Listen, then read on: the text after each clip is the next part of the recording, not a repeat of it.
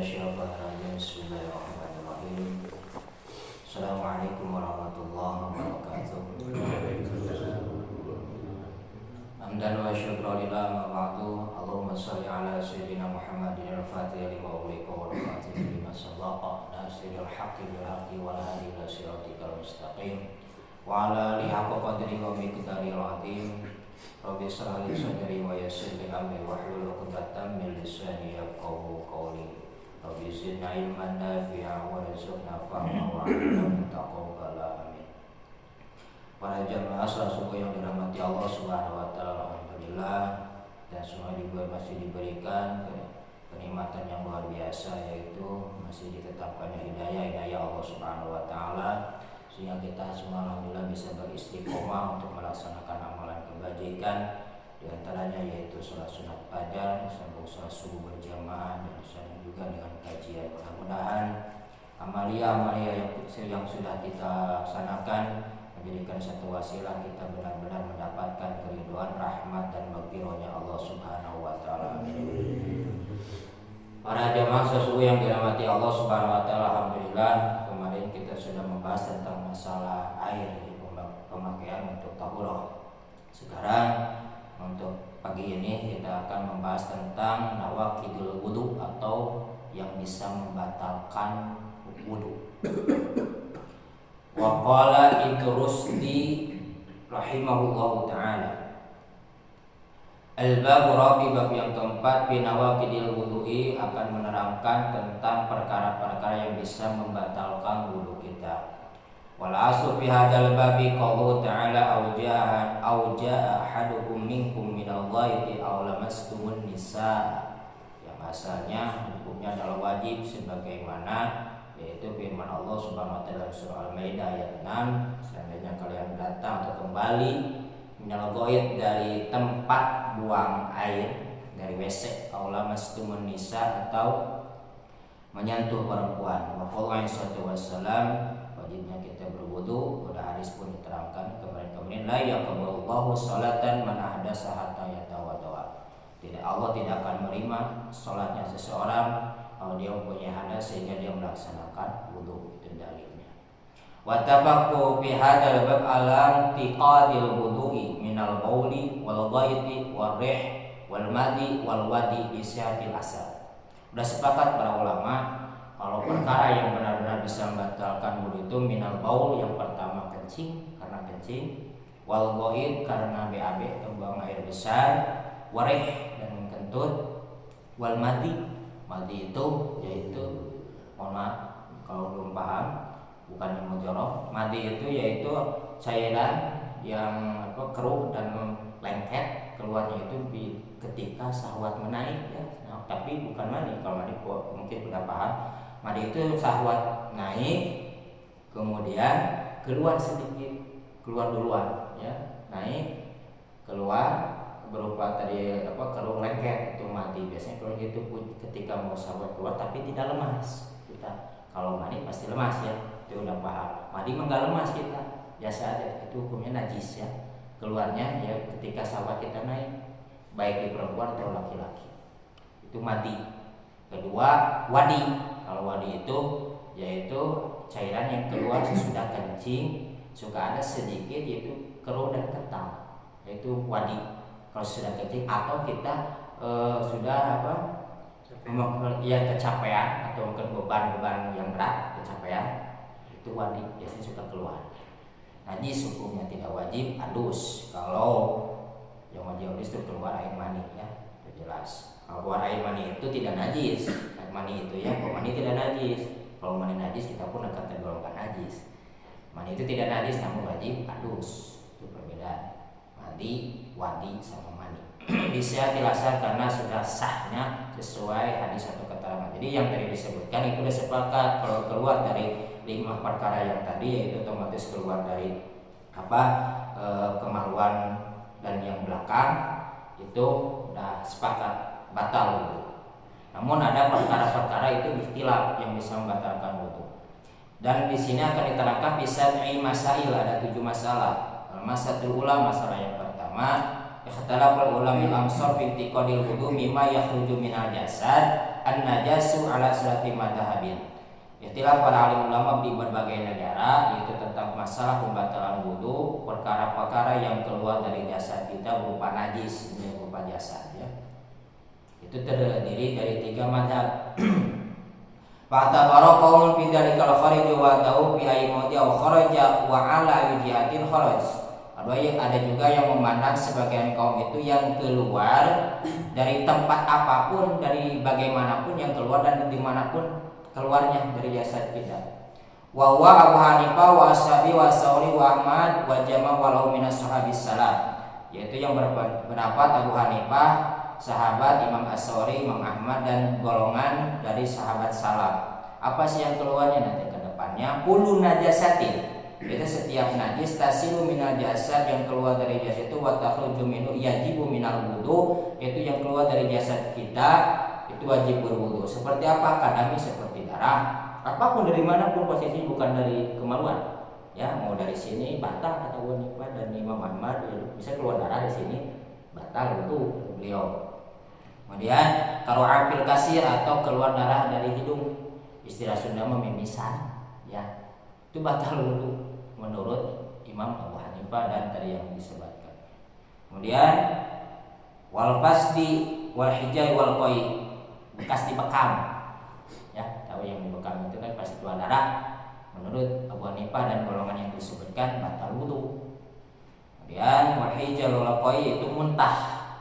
Ilal balqam dicari air liur. Kalau air liur itu tidak katanya. Indah Abu Hanifah menurut Abu Hanifah. Waqala Abu Yusuf bin Ashabi Abu Hanifah, tapi kalau menurut Imam Abu Yusuf yaitu sahabat Abu Hanifah, innahu idza mal'ul fami fafihi al-wudu.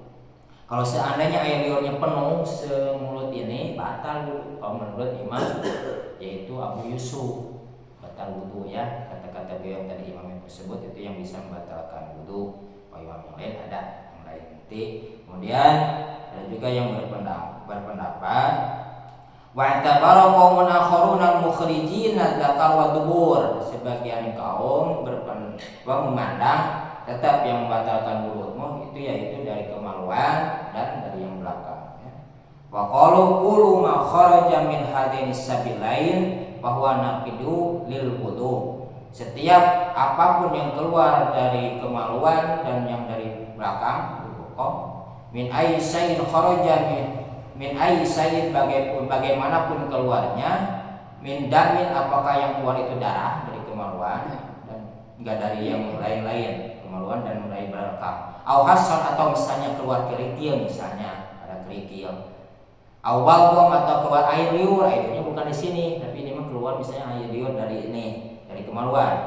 Wa ala ayu wajhi kharaja, bagaimanapun keluarnya, karena khuruja ala sabili sihati, apakah keluarnya dalam keadaan sehat, au ala sabilil maut atau keluarnya dalam keadaan sakit, itu bisa membatalkan wudu. Wa mimman qala bi hadzal qaul asy-Syafi'i wa ashabi wa Muhammad bin Abdul Hakim min ashabi Malik. Yang berpendapat begitu itu yaitu Imam Asy-Syafi'i, sahabatnya Imam Syafi'i yaitu Muhammad bin Abdul Hakim dan sahabat Imam Malik. Beliau berpendapat yaitu setiap yang keluar dari kemaluan atau yang dari belakang, apapun itu yang keluar dan dalam keadaan sehat atau dalam keadaan sakit. Bagaimana wudunya kalau yang sakit? Sudah jelas bisa dengan tayamum, misalnya sakitnya itu tidak boleh menyentuh air, kalau wudunya itu bisa dengan tayamum. Wa tabara qaumun akharun al-khariju wal makhruju wa sifatul khuruj. Dan juga sebagian kaum ada yang berpandang yaitu tentang yang keluar dan yang dikeluarkan dan bagaimana sifat yang keluar itu. Wa qalu kullu ma kharaja min sabil mimma huwa mu'tadul khurujiha. Ini udah apa? Sepakat sebagai orang itu setiap perkara yang keluarnya itu yang biasa saja, berarti yang biasa itu seperti tadi yang 5. Jadi kalau kerikil itu enggak tergolongkan katanya ya. Yang 5 tadi apa? Kentut, mandi, wadi, air kencing dan BAB itu yang biasa saja, itu yang bisa membatalkan wudu. Kalau misalnya ada sifat kerikil atau yang lain itu tidak. Wal bayd wal mandi wal wadi warih. Idza kana khuruju ala wajhi sihati, bahwa yang tidak wudu itu pun dalam keadaan sehat bisa membatalkan wudu, kalau dalam keadaan sakit tidak batal wudunya. Itu sebagian kalau memandang gitu. Falam yarau bidami wal hasad wa dudi wa wudu'an wala bisa nisi. Dia tidak memandang seperti yang tadi dia kerikil, misalnya keluar cacing. Kemarin Pak Dok pernah kondisi ada sebenarnya satu pasien pernah ketika mau otopsi ya, keluar cacing dari kemaluan. Jadi kalau pendapat Imam Syafi'i dan sahabat tadi tetap batal apapun yang keluar. Kalau pendapat dari sebagian kelompok, yaitu ini adalah waqala min bihadzal qaum Malik, yaitu dari golongan Imam Malik, kalau yang berupa kerikil, cacing itu tidak membatalkan wudu. Wala bisa sih, dan tidak membatalkan wudu juga bagi orang yang beser ya, yang sering ke air. Beser itu tidak batal wudu pandangan Imam Malik. Kalau Imam Syafi'i tetap batal wudu beser. Nanti ada sebab terjadinya ikhtilaf, diantaranya tadi masalah muntah. Di sini juga ada yang tadi ya, masalah yang keluar muntah itu, yaitu hadis dari Imam As-Sauban. Karena kan muntah itu masalah perkara yang ikhtilaf, berbeda pendapat. Anna Rasulullah SAW qa'a fatawaddu'a. Sungguhnya Rasulullah SAW cuma pernah muntah kemudian melaksanakan wudu. Itu masalah muntah. Sehingga ada sebagian ulama tadi kalau muntah itu termasuk batal wudu, terutama menurut Imam Abu Hanifah. Kemudian ada juga yang tadi masalah sakit yang digolongkan Imam Syafi'i. Ngapa sakit termasuk bisa batal wudu? Ini alasannya, yaitu wa inna ma ittafaqa Syafi'i wa Abu Hanifah ala ijabil wudu min ahdatsi al-muttafaq alaih. Ini yang yang sepakatnya Imam Syafi'i, Abu Hanifah juga sepakat tentang masalah sakit itu wajib bisa membatalkan wudu ya. Li amri sallallahu alaihi wasallam bil wudu inda kulli sholatil mustahabah, yaitu karena ada perintah Rasulullah SAW untuk melaksanakan wudu bagi perempuan yang mempunyai istihadah. Istihadah itu kan darah penyakit ya, makanya wal istihadatu maradun, sedangkan kan istihadah itu termasuk sakit. Maka Imam Syafi'i dan termasuk Abu Hanifah, kalau Imam Malik tidak, kalau yang sakit itu ada rusak gitu ya. Kalau Imam Syafi'i dan Abu Hanifah menekankan walaupun dalam keadaan sakit atau sehat, kalau keluar dari yang tadi tetap bisa membatalkan wudu. Kalau Imam Malik ada rusak ketika sakit seperti beser, itu tidak membatalkan wudu gitu ya. Itu perbedaannya. Dan tadi ada jelas tentang sababnya bisa terjadinya perbedaan pendapat gitu. Itu yang dipegang oleh Imam Syafi'i. Karena tadi dia memegang tentang masalah istihadah. Istihadah itu kan ada termasuk marad, penyakit ketika darah penyakit, maka beliau menekankan karena itu termasuk penyakit, dan apapun dalam kondisi apapun yang keluar dari kemaluan ya, dan belakang kita karena sakit pun termasuk batal wudu. Dan untuk melaksanakan wudunya kalau mampu yaitu dengan air, kalau misalnya tidak mampu dengan tayamum, kecuali ada referensi dari yang lain. Ini mah sudah tidak bisa apapun, darurat, tayamum nggak bisa, udah lemah gitu, cuma pakai isyarat kan. Tayamum tidak bisa, wudu tidak bisa, itu ada rusuh, itu pun tidak apa-apa. Intinya ketika batal pun bisa mengambil jalur Imam Malik gitu ya. Jadi nggak apa-apa, jadi batal. Mau pengen melaksanakan sholat tayamum susah, wudu pun susah, tinggal sholat aja pakai isyarat dengan sholatnya. Itu rusuh yang mengambil jalur Imam Malik. Kemudian masalah kedua yaitu tentang perkara-perkara yang bisa membatalkan wudu, terutama tadi itu tentang masalah yang keluar dari jasad. Al-mas'alatu tsaniyah, masalah yang kedua, ikhtilafu bin naumi ala salatil maghrib. Ini tentang masalah ngantuk yang bisa membatalkan wudu. Itu ada 3 madzhab. Wa qaumun ra'au annahu hadasa, sebagian kaum udah memandang bahwasannya ngantuk itu, tidur itu batal, punya hadas. Faujabu minal qalil awqat wa kasarihi wudu. Apa diwajibkan, apakah tidurnya itu sebentar ataupun lama, tetap itu pandang sebagian kaum itu punya hadas, artinya batal wudu. Wa qaumun rawa annahu laisa bihadasin falam yujabu minhul wudu illa idza tayaqqana bil hadas ala madiman la yu'tabaru syak wa idza syaka ala madiman yu'tabaru syak hatta anna ba'da salat kana yuqiru bi nafsi idza nama miyatiki halihi. Artinya sebagian ulama berpendapat tidak wajib berwudu ketika tidur walaupun sedikit atau banyak, dia tidak ragu dan ada yang menyaksikan bahwa dia itu tidak melakukan atau ada keluar-keluar yang terutama yang membatalkan wudu tadi, dia tidak kencing atau tidak kentut, ada yang menyaksikan sehingga meyakini bahwa wudu itu tidak batal, ya. Meyakini dia tidak memegang najis atau apa, tidak, yaitu meyakini ada yang menyaksikan dalam keadaan tidur bahwa dia itu benar-benar tidak apa-apa, cuma tidur saja. Itu ada juga yang mengatakan la yujibu wudu'a, tidak mewajibkan wudu itu sebagian kaum atau golongan. Wa qaumun farraqu bainal naum qalil wal qalil khafifi wal kasir mustasqili. Dan ada juga sebagian kaum itu membedakan antara tidur ringan yang sebentar dan tidur yang lama dengan keadaan nyenyak, yang mustaqil nyenyak. Wa aujabu bil kasiri mustaqili al wudu'a dunal qalil. Maka wajib bagi yang tidur nyenyak itu yaitu wajib berwudu, tidak bagi yang tidur sebentar. Wa ala hadza qul amsal wal jumhur. Dan dalam keadaan kondisi ini ahli fikih di berbagai negara dan jumhur ulama kana sebanul hayati yuraku bi istiqol minan naum aksaru min ba'di. Wa kadzalika khurujul hadas kitabu fuqa bi dzalika. Berbeda pendapat ulama terutama tentang masalah kondisi tidur yang nyenyak, ya, dengan bagaimana tidur yang nyenyak itu yang bisa membatalkan wudu. Faqala Malik, menurut Imam Malik, man nama muntajian au sajidan fa alaihi wudu.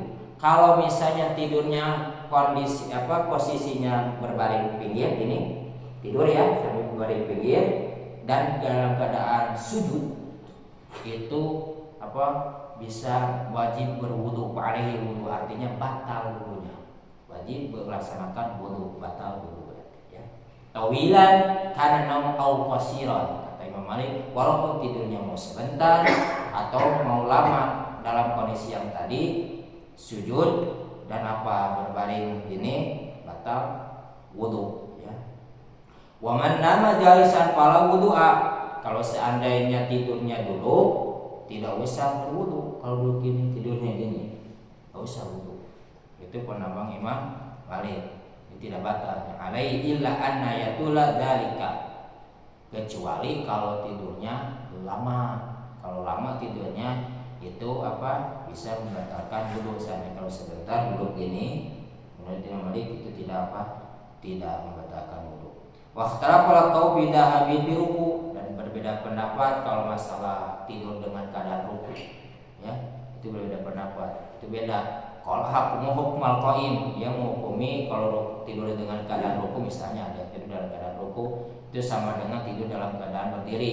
Wa maratan qala hukma sajid, ada juga yang menghukumi kalau hukum tidur yang seperti dalam keadaan ruku itu sama dengan tidur dengan keadaan sujud. Nah, wa amma Syafi'i faqala ala kulli namin kaifama nama wudu'a ilama nama jalisan. Kalau pendapat Imam Syafi'i, bagaimanapun dalam kondisi apapun tidurnya semua batal wudu kecuali dalam keadaan duduk. Ini hampir sama dengan tadi Imam Malik, ya. Kalau yang pokoknya namanya berbaring, dalam sujud, kecuali duduk saja, pandangan Imam Syafi'i itu tidak batal wudu. Sehingga dalam kitab lain mengatakan kalau Imam Malik menekannya, Imam Syafi'i menekannya tidak boleh terangkat ininya, bokok duburnya, ya, dubur tidak boleh terangkat gitu. Kalau misalnya tidur, nah ini batal tetap. Itu pandangan Imam Syafi'i, batal gitu. Kalau duduknya sama tadi, ya.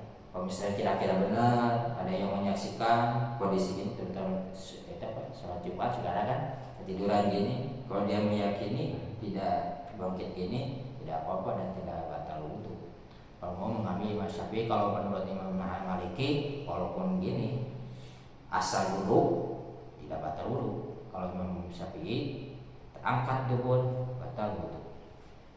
Wa qala Abu Hanifah wa Syafi'i, menurut pandangan Abu Hanifah dan sahabatnya, la wudu'a illa alaman nama muttaji'an. Kalau beliau mengatakan tidak batal wudu itu dalam kondisi apa? Tadi baring gini, pinggir gini tidurnya. Kalau menurut Abu Hanifah otomatis kemudian yang lain itu apa? Bisa membatalkan wudu. Jadi kalau pendapat Abu Hanifah mah berbaring pun tidak batal wudu.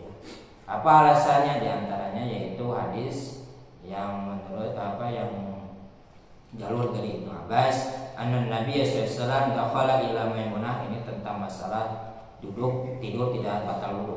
Dakhala ila Maimunah fa nama inda hatta samina qatitahu summa shalat walam yatahu duha. Sesungguhnya Rasulullah SAW masuk ke rumahnya Maimunah, kemudian beliau tidur di pinggir Maimunah, ya itu nyerandek ya. Sudah nyerandek itu di Maimunah, kemudian mendengar Rasulullah SAW yaitu dengur ngorok, Sunda ya ngorok, terdengar suara ngoroknya itu. Summa sholat walam yatawaddo, kemudian Rasul melaksanakan sholat dan tidak berwudu. Itu masalah apa? Tidur dalam posisi duduk. Wa qala Aisyah lagi dawan sabda Rasulullah SAW, idan Aisyah, ketika kalian mengantuk hukum salah satu dari kalian bisolati, ketika melaksanakan sholat, kata Rasul, falyakun, tidurlah dulu hatta yadhaba, sehingga hilang anhu anaum, dari kalian itu rasa ngantuknya. Fa innahu la'ala yadhabu ayastaghfira rabbah fa yasubba nafsah. Takut gini, ketika kalian melaksanakan sholat itu apakah beristighfar kepada Allah atau sedang mencela diri sendiri atau menghina diri sendiri. Maka lebih bagus kalau kita mau melaksanakan sholat, lebih bagus kata Rasulullah yaitu ngantuk banget, tidur dulu aja, jangan dipaksakan untuk melaksanakan sholat atau ibadah kepada Allah. Tadi takut ketika yang tadinya perkiraannya istighfar, malahan dia mencela diri sendiri karena akibat ngantuk. Jadi lebih baik tidurkan dulu. Itu permasalahan tentang masalah tidur. Jadi yang lebih sepakat itu kalau tidur yang bisa tidak membatalkan, terutama tidur dalam keadaan duduk. Kalau sisanya itu bisa membatalkan, kecuali dari pandangan Imam Abu Hanifah, duduk dalam berbaring pinggir ini itu tidak batal wudunya. Itu masalah tidur yang bisa membatalkan wudu. Kemudian masalah yang ketiga yaitu tentang wajib berwudu min lamsi nisa, yaitu menyentuh perempuan, bil yadi au bi ghairi dzalik, apakah dengan tangan atau dengan yang lainnya. Apakah terkena oleh ini bi ghairi hailin ya, dengan tidak adanya halang. Kalau ini masih ada halang hijab. Nah, ini berbeda-beda pendapat. Padahal qaumun annal masalah anna man lamisal mar'at bi yadin muttadi'at laisa bainaha wa bainahu hijabun wala satra alaihi wudu. Nah, sebagian kaum mengatakan kalau misalnya kita menyentuh perempuan secara langsung tidak ada hijab penghalang, ya seperti baju atau yang lain, wala satra, tadi tidak ada penutup, maka wajib berwudu. Wa kadzalika min kibaliha li annal qiblata indahum lamin samaan. Dan demikian juga masalah mencium istri ya. Ada hadis nanti ya, masalah mencium istri kan, Rasulullah nanti ada respon. Mencium istri pun termasuk lamis, yaitu menyentuh perempuan bisa membatalkan wudu. Sawaun tada amlayatas. Wa bihadzal qaum qaul Asy-Syafi'i wa ashabi, ini pandangan Imam Syafi'i dan sahabatnya, mencium pun kalau mereka sudah batal, mencium termasuk batal wudu. Apakah itu mencium dengan keadaan diiringi dengan syahwat ataupun tidak, tetap membatalkan wudu. Illa anu maratan farqa bainal lamis wal lumus.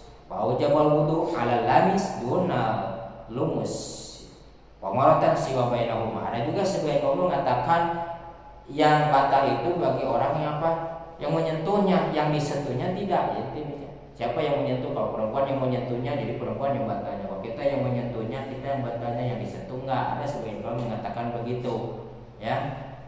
Jadi tergantung yang siapa yang disentuhnya. Jadi yang tidak menyentuh dia tidak batal wudunya. Wa maratan siwa bainahuma. Terkadang ada juga yang memandang dua-duanya sama, yang disentuh dan tersentuh batal wudu. Wa maratan aidan farqa baina dzatil mahram wa zaujah. Ada juga yang membedakan antara mahram dan istri. Ada juga yang mengatakan kalau istri itu semahram gitu ya, karena sudah Ini. Nah, yang disebut bisa mahram di sini turunan. Nah, ibu misalnya ada punya anak laki-laki, itu mahram yang maksud mahram di sini gitu ya, tidak semahram suami istri ya, tetap zaujah itu bigori mahram dari pandangan Imam Syafi'i. Ada juga yang memandang istri itu kalau karena udah jadi istri ya semahram, ada yang memandang gitu ya, terutama masalah istri. Karena yang udah sepakat itu yang namanya satu mahram itu turunan. Dan wa innahum la yustaratu tauladati bidzalika wa huwa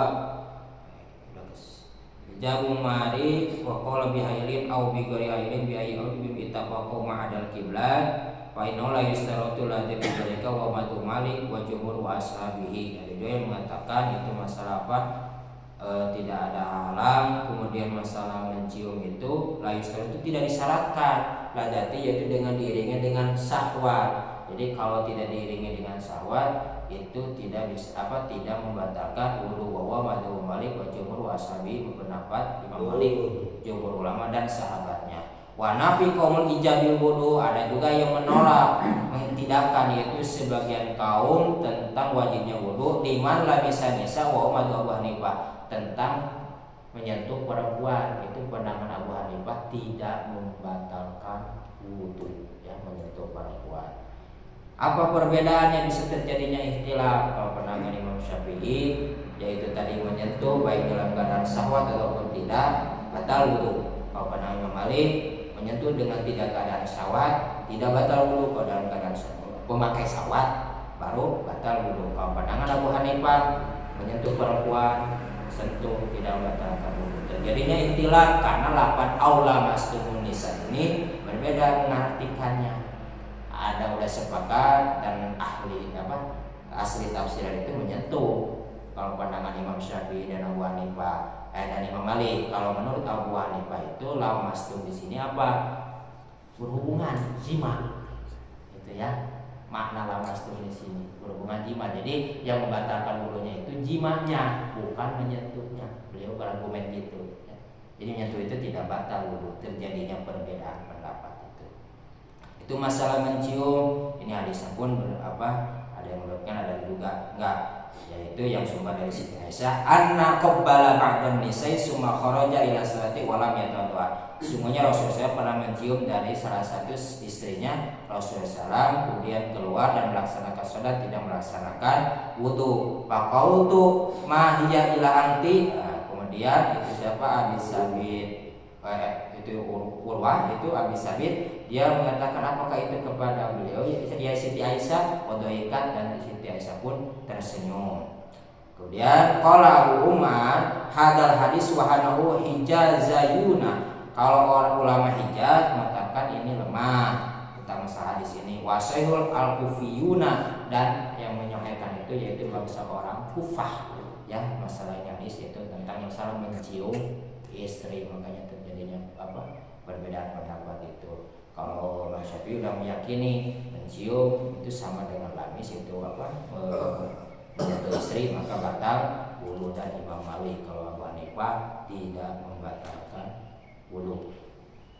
Masalah turabi, masalah keempat, yaitu minat zakar, tentang masalah menyentuh kemaluan. Ikhtilaful ulama, berbeda pendapat ulama ala salati madhahib, ala madhahibin, yaitu tiga madhab. Minhum man ra'al wudu'a fima kaifa ma masahu. Sebagian ulama mengatakan bagaimanapun bentuk memegang ini kemaluan. Wa huwa madhhab Syafi'i wa Syafi'i wa Ahmad Dawud. Menurut Imam Syafi'i, sahabat Imam Syafi'i dan Imam Ahmad dan Imam Dawud, batal wudu. Bagaimanapun kita memegang kemaluannya batal wudu. Wa minhum man la yara fihi wudu'an asar wa huwa Hanifah wa Syafi'i. Ada juga yang memandang tidak batal wudu sama sekali, itu pandangan Abu Hanifah dan pendapat sahabat Abu Hanifah. Bagaimana perbedaannya? Likaila parika ini salafun minas sahabi wa tabi'in wa qaumun faraku bainan ayyamasya bihalin aw la yamassu bitilkal hal, yaitu antara membedakannya pakai penghalang dan juga tidak memakai penghalang. Imam Syafi'i pun sama, kalau pakai penghalang itu tidak batal wudunya, dan memegang itu batal wudunya. Wa aula kita faraku bi farakon, dan sebagian doa ada juga yang masalah membedakan bedakannya tentang masalah apa? Faminhum man farraqa bihi bainal ayatida aw yatazid, yaitu membedakan antara memakai syahwat dan tidak memakai syahwat. Kalau pakai syahwat batal wudunya, kalau tidak pakai syahwat tidak batal. Ini sebagian golongan. Kalau pendapat dari Imam Syafi'i, Imam Ahmad bin Hanbal, yang penting tidak pakai halang, memegang kembali batal. Wa minhum man farraqa baina yamassabi batil kaf aw la yamassu, ada juga yang membedakan sebagian kaum itu batalnya kalau yang depan dipegangnya. Kalau ini tidak, kalau yang belakang tidak. Malahan dalam referensi tadi Imam Syafi'i pun ikut, ya. Kalau bisa gatal, mohon maaf kemaluan, pakai ini nggak apa-apa. Kalau pakai ini udah otomatis batal, ya. Kalau pakai halang udah otomatis enggak. Kalau pakai halang itu ya apa? Kita samping dan celana itu enggak, otomatis tidak batal. Kemudian wakadai kau jauh kaum muslimin makafi walau bijau minal masih bidohiriyah. Jadi sebagian kaum itu terutama wadani etibar merian anasabi Malik dari sahabat-sahabat Malik bertekad bahwa masalah menyentuh dengan ini itu ada apa? Batal, kalau dengan belakang tidak batal. Dan juga waparoko kaum membidari kamiran amdi wanisyan. Ada ini antara lupa dan sengaja. Ini mempau jabul wudua ma'mumal amdi walam yujabau manisyan. Apa kalau misalnya disengaja batal memegang itu walaupun pakai ini, kalau tidak sengaja misalnya kelupaan itu tidak batal wudunya. Wa huwa murayyi an Malik, itu yaitu dari jalur riwayat Imam Malik, bahwa qaul Daud washabi, yaitu pandangan Imam Daud dan Imam Asy-Syafi'i. Asalkan lupa misalnya pakai ini pun tidak batal. Itu jalur tadi Imam Daud, ya. Kalau Imam Syafi'i dan Abu Hanifah sama, kalau ada halang dan kemudian dipegang sama ini, ya tidak ada halang, kepegang sama ini batal, pakai ini tidak batal. Itu masalah memegang takkan atau kemaluan.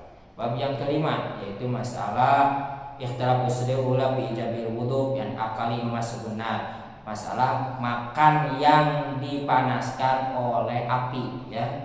Pastilah semua makanan pasti dipanaskan oleh api. Itu berbeda pendapat ulama, walaupun ini yang ketiga ini masih banyak yang syar'i, tapi kita pun harus tahu masalah makan.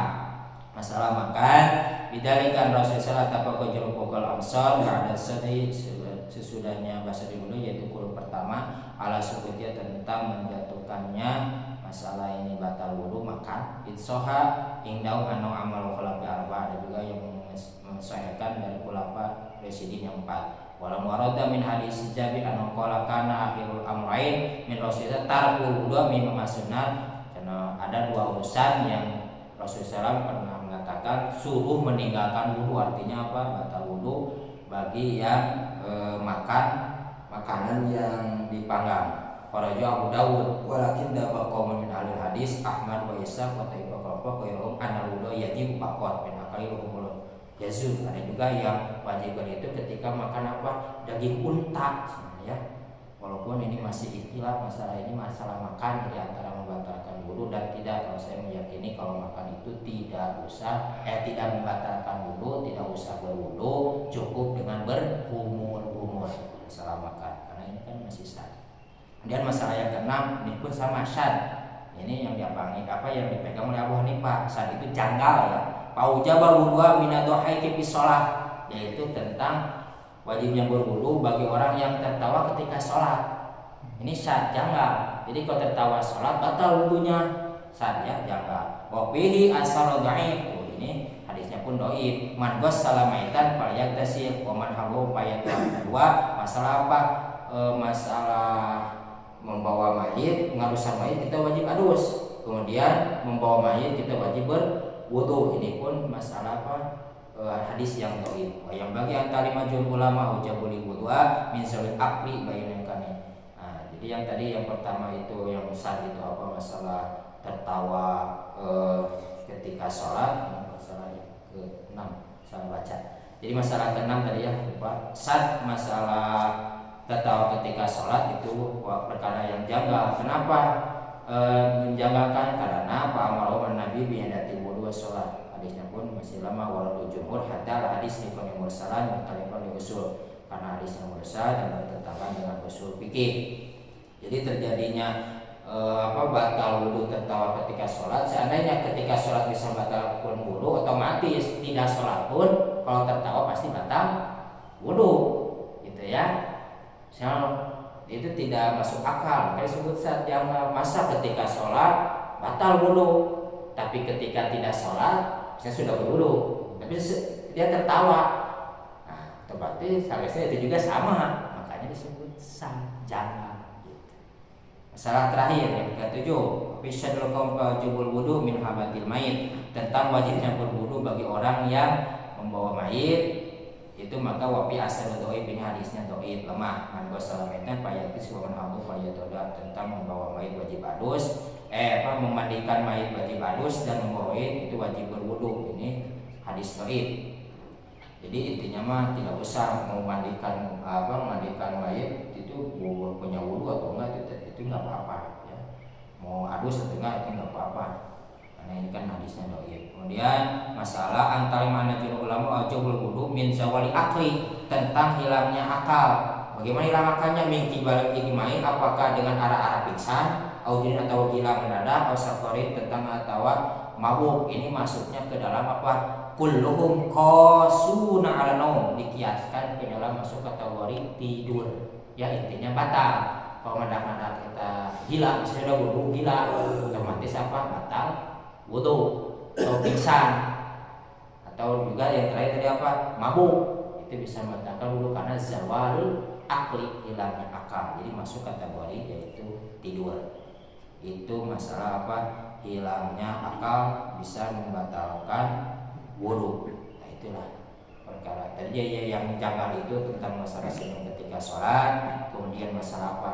Makan yang dipanggang, panaskan. Dan yang terakhir masalah apa? Membawa mayit wajib kita berwudu dan adus ketika mengaduskan, itu masalah yang janggal. Sisanya itu bisa membatalkan wudu. Enggak? Barangkali ada pertanyaan. Ustaz, Ya. ini kadang pada saat sholat itu kita menahan kentut ya. Tapi itu tidak kuat, tapi ada berasa kayak bunyi angin gitu. Itu syakat. Nah itu kalau kita ragu, lebih baik kita kembali. Ya syakun masuknya. Ragu-ragu.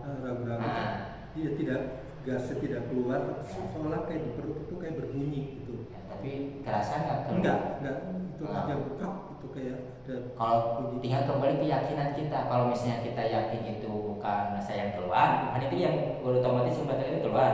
Itu yakin ini saya tidak keluar, tidak batal dulu. Kalau kita masak ragu-ragu ini keluar nggak atau enggak, lebih baik kita berwudu kembali untuk menjaga kesucian dan keraguan. Kalau misalnya satu utama kita berwudu kembali. Itu ada bisikan setan, setan yang suka menggoda. Iya. Antara kentut enggak. Itu tinggal keyakinan aja. Kalau memang tidak ada tanda-tanda yang bunyi ataupun bau, berarti itu bukan kentut. Hanya perasaan aja. Jadi kalau ada tanda-tandanya bau ataupun bunyi, ya, itu berarti ada yang keluar. Itu aja. Dan ini koreksi ya kemarin. Yang selama ayat 20 kan pendapat Imam Syafi'i itu 500 liter. Itu bukan liter Indonesia, itu Baghdad Irak. Jadi belum diterjemahkan ke liter Indonesia. Di dalam kitab Fathul Qarib memang seperti itu, tapi dijelaskan 500 liter Irak Baghdad Irak itu kalau di Indonesia itu 216 liter. Ya, itu kan beda-beda jadi ikhtilaf ya. Ya emang ada yang meyakini sampai ke sana, makanya terjadinya referensi kita yang lainnya. Syukur Ustaz. Kita mau meyakini seperti kita kan mengkaji dulu Biatul Mustahil supaya mempunyai satu pegangan ya. Berarti Ustaz bagus itu bisa masuk ke berapa? 216 liter. Bagus itu karena ada referensi termasuk dalam kitab Fathul Qarib. Sapina pun ada referensi masalah jumlah liter. Kemarin saya menerangkan begitu supaya Bapak punya pegangan. Jadi itu untuk ikhtiar itu kehati-hatian. Apakah mau suci atau tidak suci? Kan namanya